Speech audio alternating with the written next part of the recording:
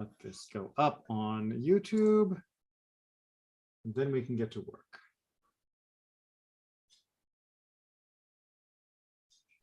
I much prefer studying Mishnah to worrying about the soundboard. I didn't become a sound technician, I became a rabbi. And I like the technology a little bit, but it's definitely not something I want to be my profession. But you need a tool to pass the message, to express the message.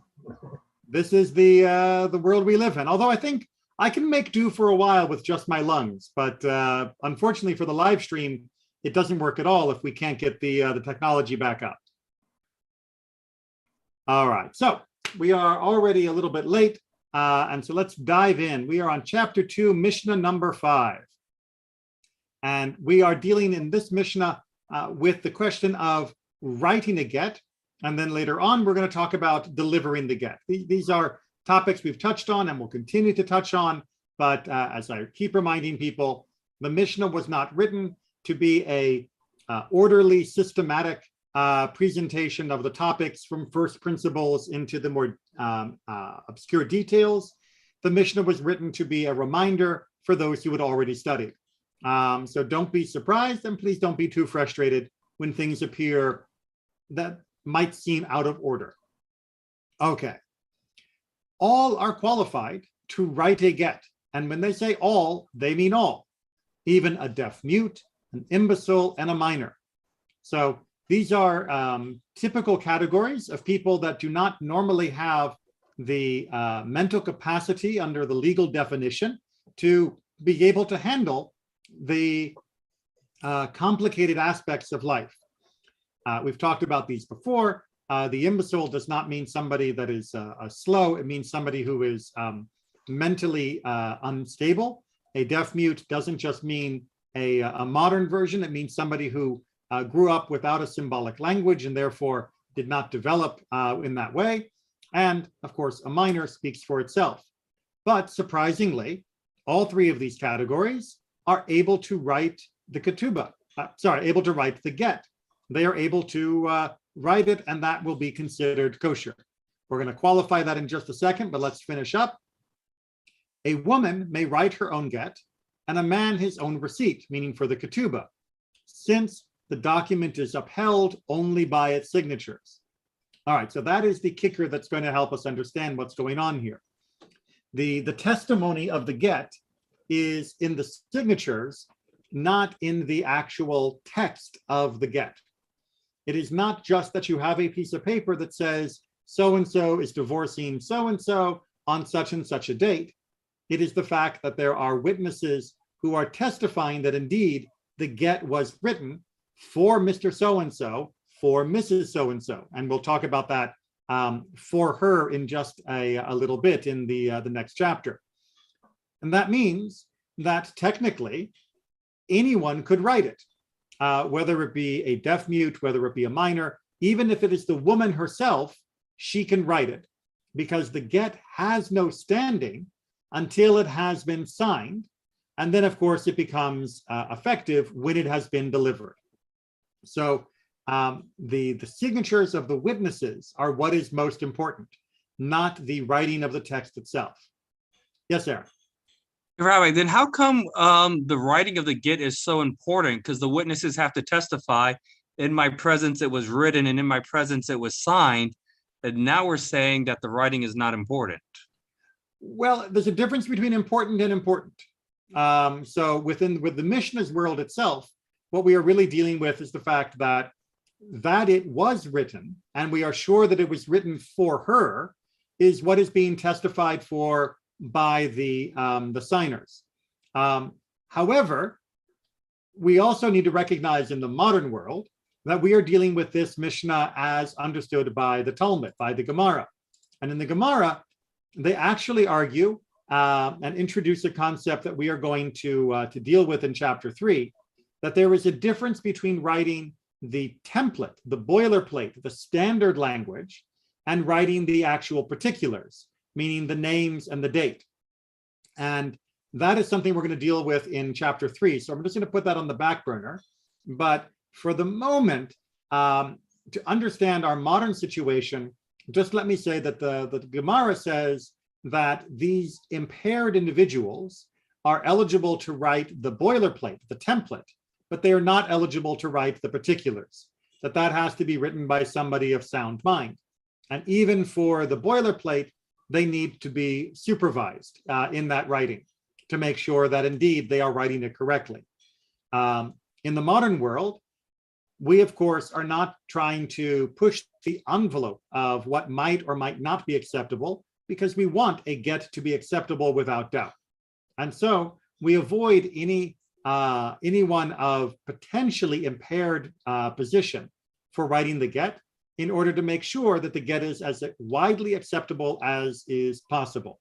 As always, we don't look at a section like what we have here and say this is what should happen. This is looking at what might have happened and how we should rule in that situation. Rabbi, yeah, why would they need to be supervised to make sure they do the boilerplate right when you can always look at the boilerplate to see if they did it right? Because as we're going to see in chapter 3, the intentionality of the writing does kind of matter. It does have to be written in a certain way. But I want to hold that boilerplate and particulars distinction in pause until we get to chapter 3, where it's going to get a lot more of its own discussion. All right, so we pull down here to the next section. All are qualified to bring a get. This is for the delivery, except a deaf mute, an imbecile, a minor, and a blind person, and a non-Jew. So when it comes to delivery, then we do need to have an element of awareness. We need to have somebody that is able to properly give an account of its having been written, as we have talked about before. Now, the blind person is there for a different reason and is disqualified because they cannot testify that they saw it be written and signed.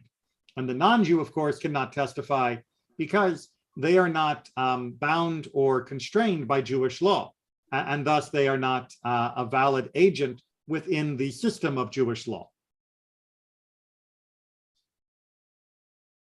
All right, Mishnah 2:6. Just a moment, if you will indulge me. So we're still talking about delivery.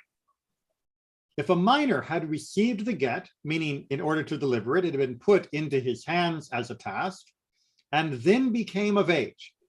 So he was, let's say, pre-puberty when he got it, but by the time he arrived at the destination, he was now in puberty. He has become a bar mitzvah. Or a deaf mute received the get, and then his speech was restored. Or the blind person received the get, and then his sight was restored. Or the imbecile received the get, and then his reason returned. Or the Gentile received the get, and then converted. In all of these cases, their delivery, the delivery of that get is invalid. That for their delivery to be valid, they had to be acceptable as an agent at the beginning, at their appointment, at the time when they were appointed as an agent. Even if they are now kosher by the time they're delivering it, they were not kosher when they were receiving the agency at the beginning. So those all are the deliver, not who received it, who delivered it. Right, these are all the shlichim, the agents. Okay. However, that opens up another interesting wrinkle. But if a person of sound senses received the get and then became deaf mute and then recovered his speech, meaning before the delivery, or one with sight received the get and then became blind and then recovered his sight before delivery, or one who was sane received the get and then went insane and then recovered his reason before delivery, in all of those cases, the get is valid. So if you are, the general principle is, anyone who begins and finishes his mission in full possession of his mental faculties is qualified. Even if they drop from having that full possession in the middle, they are still kosher as long as they regain their faculties by the time they are delivering the get. Sorry, So someone was invisible in the beginning, but become to be normal IQ at the end. It's okay. It's not okay yet. No, it is okay. If somebody is mentally sane and they get the get, and then they go insane, and then they get better again, and then they deliver the get, it's okay. But if someone wasn't okay when he received, but become to be okay at the end, it's not okay. Not okay, exactly. And needless to say, if they were sane, but then become insane and don't get better, then that's also not okay.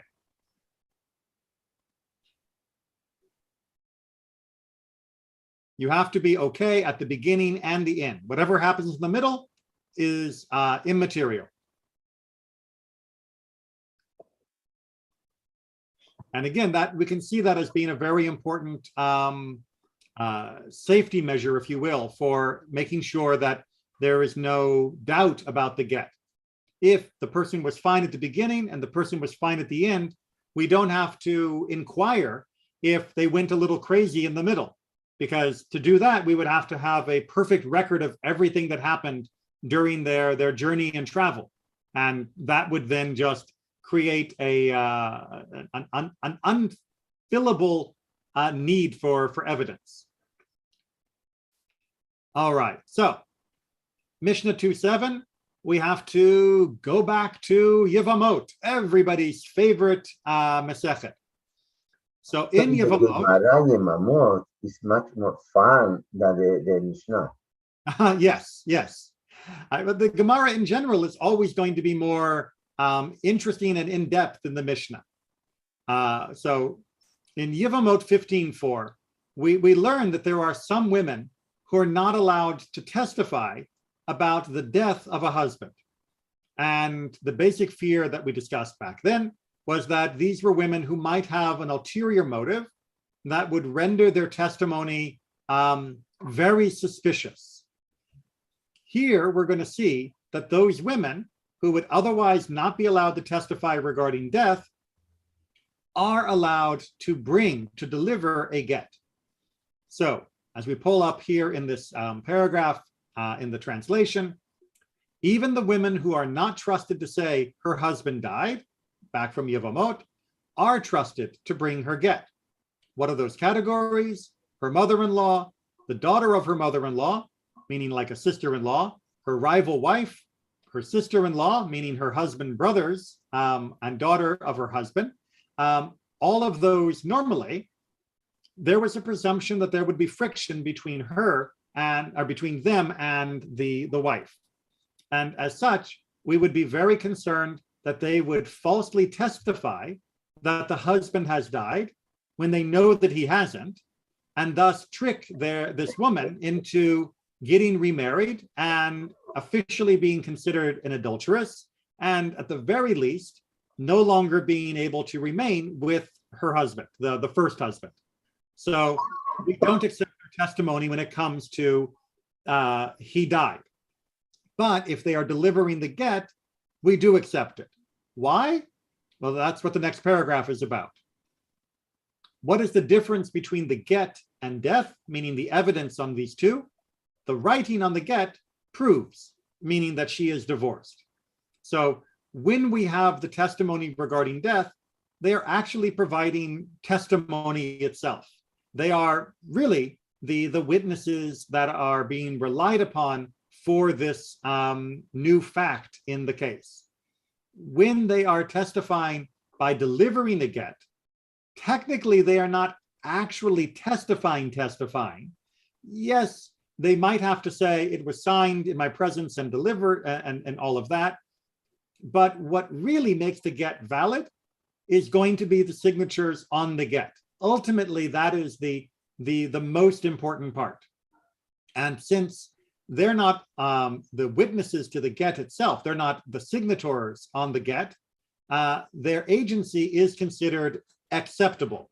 Probably not ideal, and certainly not the recommended method, but there would be a belief in the validity of the get because of the signatures on the get, not because of them.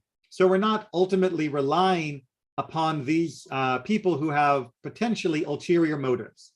We are relying upon the document itself and not them. But also you need two witnesses, correct? Well, there would need to be two signatures on the get, but one person can deliver the get. One person can say, this is the get that was written in the other place, and I am now bringing it so that the court can administer the get to the wife.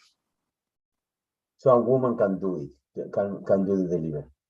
Not only a woman can deliver it, but even one of these women from these categories can do it. Okay, and then a woman may actually bring her own get, but she must say, in my presence it was signed, and in my presence it was delivered. So the case here would be a husband and wife are perhaps in another town, and she is and he is going to divorce her, but the court that will handle the divorce is in their hometown. Now, maybe he's on business, or for whatever reason, he can't return with her. And so he gives her the get and tells her, take it to the court back in the country and in the hometown, and tell them that you saw it signed, that you saw it delivered, and they will then enact the get in the hometown, and you will be officially divorced. Yes, Aaron. Hey, when they say it was delivered, I thought they meant delivering it to the woman. Are they talking about delivering it to the woman and then going to the court and testifying all that?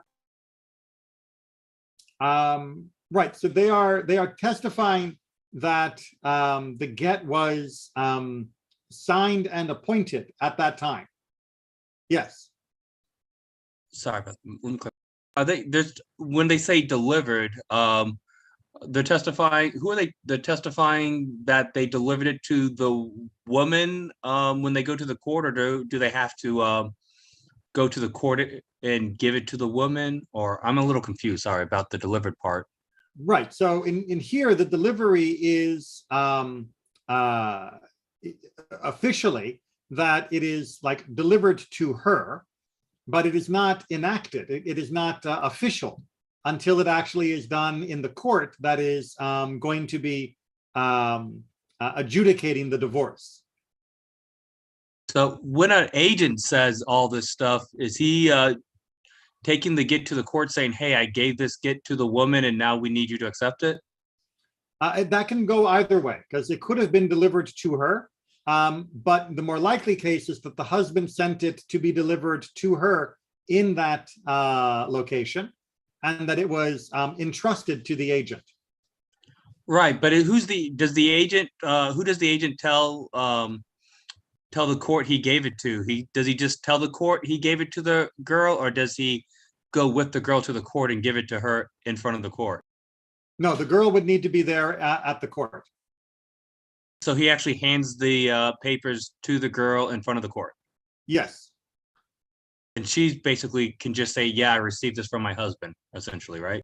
Well, I mean, basically, yes, but it still needs to be adjudicated at that time. There would still be the ceremony of giving the get, which we will talk about in a later chapter. Since you used the word ceremony, is it really a ceremony or is it just a procedure? I define the difference, and then I'll answer the question. It seems like ceremony is something that kind of maybe celebrates or have some kind of significance from a I guess observance point of view, and I figured procedure is just there to adjudicate and be done with. Maybe we're just a little confused between our definitions, because first of all, for me, ceremony does not mean a celebration. A funeral has a ceremony. Secondly, I believe that this is both a judicial procedure and a religious procedure. Judaism doesn't see those as being different ideas. So there are steps to be followed in order for it to be valid Jewishly and officially, because that is synonymous when it comes to a get. All right, chapter 3. let's get back to our writing question. So as Rabbi Kolb's introduction explains, there is a very particular version of the language in Deuteronomy, chapter 24, where it says that he will write this document, the Sefer HaKritut, this severance document, what we call the get, for her, lishma. And that prepositional phrase, for her, has legal consequence. And that is going to be the centerpiece of our discussion here for the next couple Mishnayot. So remember that the Torah says that it must be written for her. And the rabbis are going to take that very, very strongly. Any get which is not written for the woman, meaning, as Rabbi Kolb puts it in his translation, expressly for her, meaning for whom it is intended, is invalid. How is this so? So before we get to those cases, let me just give that general expression again, that since it says that the get must be written for her, they are saying that a get needs an intentionality.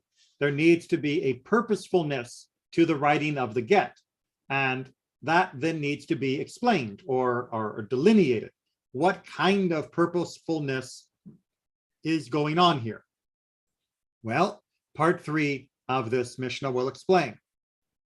If a man was passing through the street and heard the voice of a scribe dictating, so-and-so divorces so-and-so from such and such a place, and he says, that is my name, and that is the name of my wife, it is not a valid document with which to divorce his wife. So we have a sofer, a scribe, and he is just talking out loud as he is writing out a get that so-and-so is going to divorce so-and-so. And as he is saying it, it turns out that those details, those names, and the particulars of where they live are exactly matching to the name of the guy walking past. Now, that guy didn't ask him to write this get. That guy is just lucky to be walking by at the moment when the sofer is walking on precisely that particular combination of names and locations. And so this strolling husband says to himself, if I buy that from him, I can divorce my wife and I don't have to wait around for anything else to be done. Let me just go ahead and, you know what? I'll use that one that you've got right there, hot off the press, ready to go. You don't even need to start over again. I'll buy that from you. I'll pay you double what the other guy was paying you so that I can use this to divorce my wife.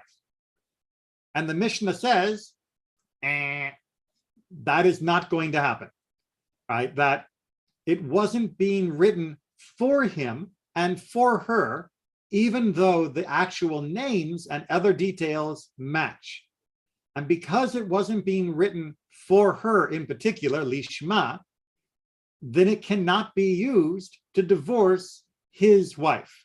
It can only be used to divorce the wife of the original husband who had commissioned this get to be written. Does that make sense? Okay. Moreover, if he wrote a get with which to divorce his wife and changed his mind, and a person found him and said to him, my name is the same as yours, and my wife's the same as yours, it is not a valid document with which the second may divorce his wife.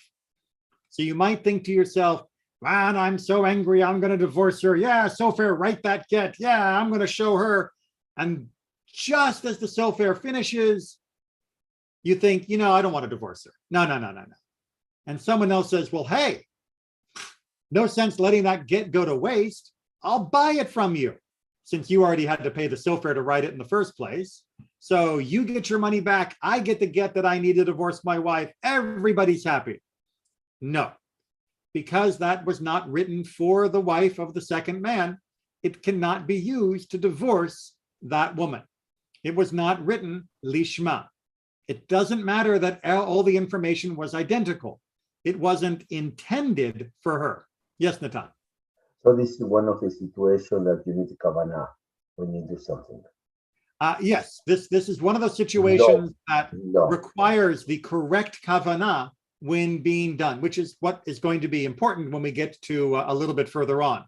But right now, yes, the writing of the get has to be done for the particular woman. And this is a reason you can't just have 1,000 copies of the get, all with the different combination of names, and pull one out of the file and think it'll work. That's not going to work. All right, and then part 5 of this Mishnah. Moreover, if he had 2 wives with the same name, which really has to be a very, very bad idea, and wrote a get with which to divorce the elder, he may not use it to divorce the younger. Even if they are both his wives, even if they have the same name, when he commissioned the get to divorce the elder, he cannot swap and use it to divorce the younger. That simply doesn't work. But who knows your thoughts? Who knows your thoughts? Okay, yes, that's fine. We may not know for sure how the husband was intending, but the husband knows and God knows. And that means that you should do the right thing. Now, again, is this a realistic scenario? As Rabbi Kolb points out, probably this may have even intended to be slightly humorous. So it's okay to laugh a little. Whether it was intended to be humorous or not, it was definitely intended to highlight the extreme level of precision that was needed with the get, that you couldn't just recycle a get for someone else that happened to fit the same conditions. And that's why we get to number 6. We get the ultimate statement. Moreover, if he said to the scribe, write a get and I will divorce whichever I choose, it is not a valid document with which to divorce his wife. So going back to the 2 women of the same name, married to the same guy, if he thinks, you know what, write a get, and when I get home, I'll make up my mind who I want to divorce. That is not a valid document, because he has to have one of them in mind when it is being written, because the Torah says, lishma. There has to be an intention towards one of them, not either of them. All right, questions or comments on part 1 or Mishnah 1? Okay. Mishnah 2. We get into the nitty-gritty. All right, so as I mentioned before, we have the template or boilerplate part of the document, and then we have the particulars of the document, meaning where the details of name, place, and other things are entered. The boilerplate is known as the tofes. That is the standard template that is being used. And that's the same in every get, right? You don't make up the wording of the get. It follows a very particular formula. The Torah, on the other hand, that is the particulars. That is his name, her name, the location, those elements, the date. So the Tofes and the Torah are the 2 different things that we are going to be talking about in this particular Mishnah, because we've already discussed about the intentionality with regards to for whom the get is written. And now the question is going to become, well, does that intentionality apply to both the template and the particulars, or only the particulars? Because there are some parts of the get that are the same no matter who's getting divorced. Maybe those don't require the same level of intentionality. Okay, so let's take a look at the translation here. A scribe who writes out formulas of bills of divorce, that's the tofes, the generic parts, must leave blank spaces for the name of the man and name of the woman and the date. So it is saying, so far in our initial opinion here, that when you write a get, a scribe could write all of the get except for the names and dates and leave that blank. And then when a customer comes and needs a get, it's very simple to just fill in the blanks and boom, now you've got a get. That's our opinion so far. A scribe who writes loan documents, as long as we're talking about these types of documents, let's talk about others, must leave blank spaces for the name of the lender, the name of the borrower, and the amount of money and the date. The scribe who writes sale documents must leave blank spaces for the name of the seller, the name of the purchaser, the amount of the money, the property, and the date. These spaces must be left blank because of the takana. So in all of these cases, we can't write things out in advance. We have to, we can't write out all of it in advance. We have to leave some of it blank. We have to leave in the particular, or we have to leave the particulars empty so they can be filled out at the time. Now, this is generally, as it says here, because of the takana. Let me just scroll down so people can see the great opinion, a great discussion that Rabbi Kolp is giving, which I will try to summarize. That this takana, this enactment, this what's another word in English? This rabbinic creation, this rabbinic edict. That's the word I was looking for. This rabbinic edict is done for perhaps a couple of different reasons in terms of having the blank. So one is that saying they are allowed to do this with the formulas in order that they can have it available, in order that the document would be ready to go when needed, that this is more efficient for the scribe and more efficient for the customer, for the need. And having it easy to fill out would definitely help with that. Of course, we have to make sure that we still leave the parts that are most important blank. And that doesn't seem to match with the language of takana, as Rabbi Kolp points out. The second explanation of the takana, of why we leave things blank, like why you wouldn't have a document for horses ready to go, a document for donkeys ready to go, a document for goats ready to go, is that we would want people to be slowed down, that we would want people to not rush into any buying and selling, and having to at least wait long enough for the particulars to be filled in would provide that thinking time. It's like in many states where there are laws that allow somebody to return a new car within a certain amount of time because they might have made a rash decision when they were buying it. And that cool down period is a part of things in American law. So that is a possible explanation. Now, all of this might be a little head scratching if you have listened to when I've described a modern get, because in a modern get, everything is written from scratch from start to finish, that the get is not pre-formed and then filled in. And that is because while this is acceptable by some opinions, it is not considered ideal, that the get actually needs to be written out from top to bottom that for that particular need. And that is how the modern halacha handles that, which is why it's not surprising. I'm sorry, Aaron, I didn't see your hand. You go ahead and finish. This is kind of off topic. I was just going to say, would a takana in the Mishnah have to be pre-Pharisaic, or else it would have to be adjudicated on by the court and be de Rabbanan, right? Well, I mean, I'm not quite sure what you mean by pre-Pharisaic. I mean, I'm assuming you mean like back to the time of Ezra or the Great Assembly. But no, the rabbis considered a takana as being a takana that was enacted by any of the Sanhedrin that came along. So absolutely, a takana could be post destruction of the Second Temple.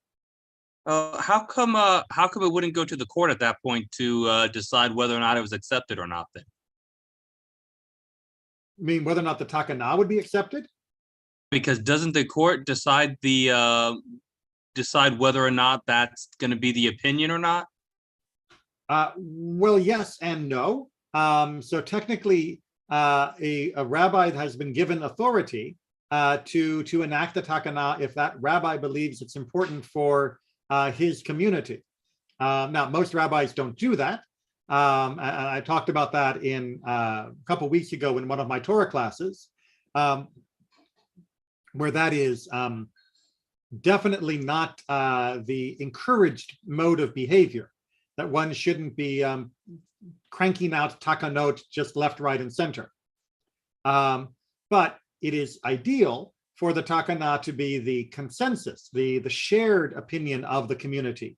And yes, that would normally go through the Sanhedrin in order to have that shared understanding. But technically, if one rabbi wanted to enact a takana, that is within that rabbi's authority. The Sanhedrin didn't have the authority because let me strike that, because I see all these minority opinions that are more stricter.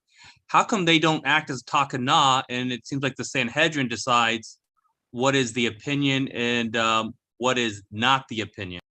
Because barring extraordinary circumstances, one should not deliberately separate yourself from the opinion of the majority, from following the Sanhedrin's rules. But if the Sanhedrin made a rule that was being followed in one circumstance, and then a rabbi, the next year was dealing with an emergency situation, war, famine, other disasters, that rabbi might need to make a takana for that particular place and time. And he would not have to go back to the Sanhedrin. Now, he wouldn't be saying the Sanhedrin was wrong. He would be saying the Sanhedrin was perfectly right, but right now we need to change things a little bit for this emergency situation. But this seems like a standard situation where they put in a takana. Right, which is why I didn't say this was an emergency situation. This definitely is a type of takana that would have been a consensus opinion. The same with like a ketubah, for example, which is also a takana. What's the difference between this takana and a de Rabbanan opinion? A de Rabbanan is not actually what's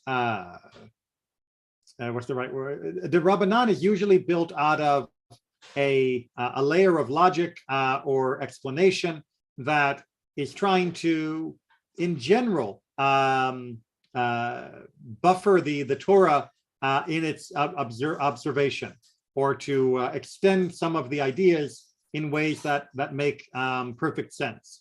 A takana is literally an edict. It is not necessarily a logical or natural extension of the Torah law itself. It is rabbinic fiat, if you will, as an emergency position for that moment. I will again recommend, and I wish I could remember off the top of my head how many weeks ago it was in my Torah class that I talked about this in much more detail. I'll see if I can look that up and send you the citation. Yes, Natan?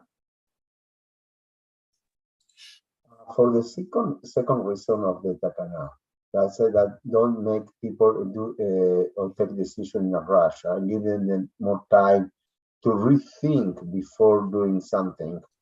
So actually, that's a good argument against takana, because when you need to start from the beginning, from scratch, you have more time to rethink and reevaluate your decision. Right, but the takana was, don't write it all out, leave at least some blank. The idea being that the rabbis didn't want to 100% forbid any pre-writing, because there are valid reasons to want parts of some documents to be pre-written. So they made a takana which really goes above and beyond and outside of the Torah rules to try and implement that small cool down period. But they were hesitant, apparently, according to that opinion, to start from scratch for every document, because that might be, onerous for both the scribe or for the people. So this was, if you will, a compromise position to go from being 100% filled in to being, let's call it 80% filled in. I'm in favor to scratch from zero. There is not free meal. And They receive money, they need to work for it, and it's for the best of the community. and that is a perfect argument to make to the community, and to try and encourage people to take that attitude would be absolutely fine and proper for any rabbi or community member to do. The question here is, if someone shows up in court and they say the document was filled in except for the names, date, other details, should the court accept the document or not? They're not saying what would be the best way for the document to be written. They're talking about what is the minimum needed for us to accept it. And you're right, we often will encourage people to go beyond the limit of the law, the Shurat Hadin. We often encourage people to be a little bit stricter, a little bit more patient, a little bit more introspective, all of those things that this is talking about. But if someone isn't, then we need to actually be honest in the judgment of, is it valid or not? It's like, take another rash decision. If somebody runs off and gets married, and they do it according to Jewish law, but they do it only a day after meeting someone, are they actually married or not? They are actually married if they did it according to Jewish law. Were they stupid? Yes. Should we tell other people don't get married within 24 hours of meeting a person? Absolutely. But if next week someone shows up and they got married after only 24 hours, but they did it according to Jewish law, we're still going to admit they're married. We're going to call them stupid again, but they are technically married. And that's, a very important distinction that the Mishnah and Halakha in general always tries to make for us, is that we can tell people, we can encourage people, we can yell at people, but at the end of the day, a judge has to actually judge fairly and justly. And that means knowing the actual law, not just what we wish people would do instead. And as I believe it was Ramban said, that it is possible to be an absolute terrible person and still be within the bounds of Jewish law. It's not you won't be the worst person, but you can still be a real jerk and comply with Jewish law. And that is sad and really regrettable. But that's what a law is. A law has certain limited minimal requirements. And if you meet them, officially, the law is on your side. And even if you're not a nice person, the law is on your side if you met those minimum points. All right, let's finish up 3-2 at least. I think we might have a little time to go beyond, but let's see. Rabbi Yehuda disqualifies all of them, meaning any of those documents that have been written in at all as a boilerplate template are forbidden to be used. That it has to be 100% from scratch from the beginning. So he would be, in your opinion, their Natan. Rabbi Elazar, on the other hand, goes the opposite direction. Rabbi Elazar validates all of them. As valid, except divorce documents. As it says, he writes for her, expressly for her. So he says that no, it doesn't work when it comes to a divorce document. For the other types of documents, yes, a formula is fine. A sale document does not have to be written from scratch to legally be appropriate, but a divorce document, a get, does, because lishma, it is for her. And if it wasn't written for her, then it is not valid. And like I said, in the modern, in halakha, well, not just only the modern, for 1,000 years, we write a get from start to finish for the particular divorce. We don't use a template for that. That's why it's very easy for me to write a ketubah, because all I have to do is fill in the blanks. I don't have to start from scratch. And I cannot write a get because I have not studied enough to be sure that my get would comport with all of the rules and regulations.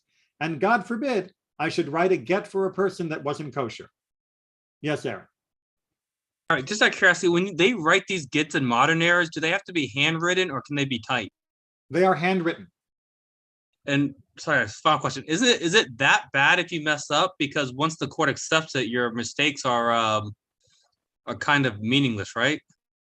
Well, yes and no. You're speaking practically, that if it turns out that nobody actually caught the mistake that was in the get all the way up to its delivery and return so that it's never looked at again, then you're right. As far as the community is concerned, there was no problem. As far as God is concerned, you made a big mistake. Now, technically, and this is a much longer philosophical argument, technically there are many opinions that say what the earthly court decrees, the heavenly court agrees with, meaning that if we say she is divorced, even if something went wrong in the process, then the heavenly court also would agree that she is divorced and she would not be considered an adulteress when she got remarried. But we want to make sure that it is right from the beginning. Now, regarding the typewriter or a computer printer or other forms, in general, it is not believed to be you writing it if it's being written by a machine. If you are pushing a button and that causes a letter to appear or causes the document to come out your printer, that doesn't count as you writing it. This has been a very important topic when it comes to writing a mezuzah or tefillin or sifrei Torah, that if you could just have a computer be programmed like a robot to write all of those documents, it would vastly reduce the cost for all of those documents. And, everyone could have a personal Torah because it'd be able to just come off an assembly line and it would be flawless because once it was programmed, there would be no opportunity for any mistake. But all the opinions that I've come across from the modern era agree that doesn't count as you writing. That doesn't count as kavanah, as intentionality, when it comes for creating a document. Yes, those are your words, which is why if I write a book, that is my book. It's not the computer's book, but it's not the document that was written by me. And that level of abstraction is a problem in Jewish law. So yes, in the modern world, all gets are written by hand, just like every mezuzah, tefillin, or Torah. A very interesting wrinkle I did read about was regarding silk screening, about whether or not you could silk screen a Torah. And I have to admit, that's actually a very novel idea, because you are manually putting the ink on the page, but it is the silk screen that forms the shape of the letters. So does that count as you writing because you're putting the ink on the page, or not because it is the silk screen that made the letters shape? I will say that argument is still being talked about, not very seriously, but it is an interesting wrinkle. But that's not for us to go down that rabbit hole tonight. All right. Let's just do, we can do, I think, Gittin 3, Mishnah, chapter 3, Mishnah 3. And we're talking again about delivery here. But here we have some problems in the delivery. One who brings a get and loses it on the way. Can you imagine how this would feel? If he finds it immediately, it is valid. And if not, it is not valid. If he finds it in a small bag or in a folder that he recognizes, it is valid. So what's going on here? You've traveled, and as you are traveling, you suddenly realize that you've dropped the get. And you look around, and there it is on the ground. Fine, no problem. On the other hand, you make it all the way to the next town, and then you turn around and walk back and find it. Now we have a potential problem.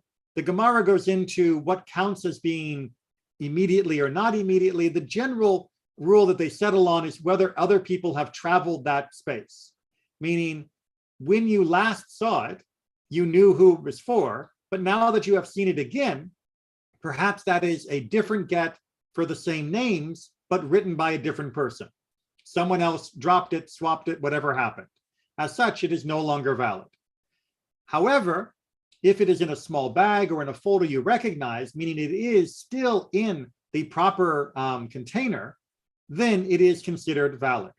Now, in the modern world, and indeed the Gemara talks about this as well, if there are symbols on the get, if there are a siman, a way like a hole in particular is a very common technique that says, this get is my get if it has this marker on it, this siman, then even if you lose sight of it for a while, it is still considered to be valid.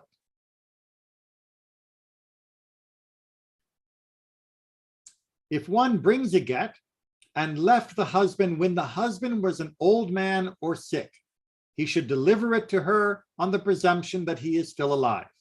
So, as we've talked before, once the husband is dead, you can't give a divorce from the husband. But in the ancient world, how would you know if he was still alive or not?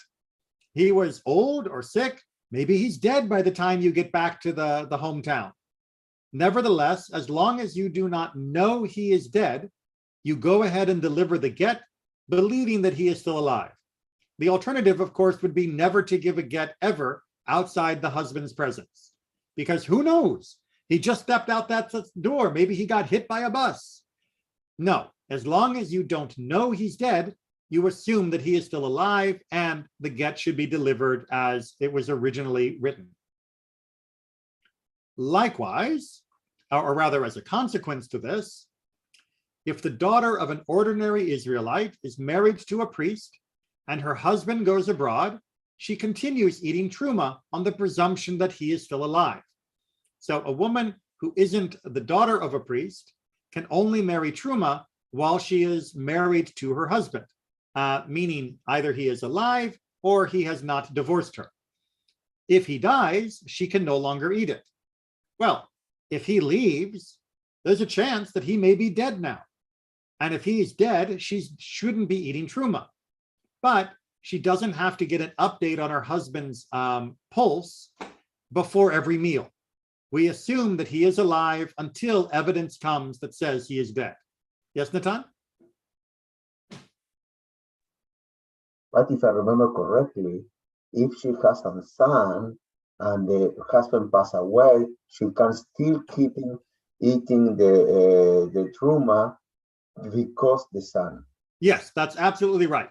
If she has a son that is a Kohen, of course, then she can eat truma because her son becomes that link. I studied something in your mama. We studied that together. As a teacher, I feel very good that that is sticking.